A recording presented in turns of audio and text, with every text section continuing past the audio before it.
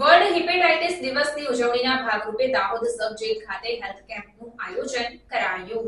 જિલ્લા ક્ષય અને એચઆઈવી અધિકારી ડોક્ટર આર.ડી. પહાડિયાના માર્ગદર્શન હેઠળ વર્લ્ડ હિપેટાઇટિસ દિવસ ઉજવણીના ભાગરૂપે દાહોદ સબ જેલ ખાતે હેલ્થ કેમ્પનું આયોજન કરવામાં આવ્યું હતું.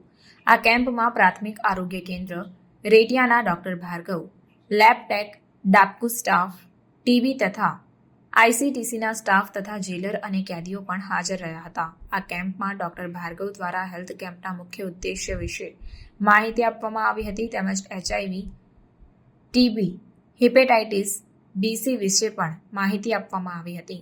જેમાં ચેપગ્રસ્ત સોય અને શાહીનો ઉપયોગ કરવાથી હિપેટાઇટિસ અને સી ફેલાય છે. ટેટુ અને કાન વિંધવા માટે સ્વચ્છ સાધનો તથા નવી સોય અને શાહીનો ઉપયોગ થાય તે સુનિશ્ચિત કરવું, જાગૃત રહેવું અને સુરક્ષિત રહેવા જેવી માહિતી આપવામાં આવી હતી.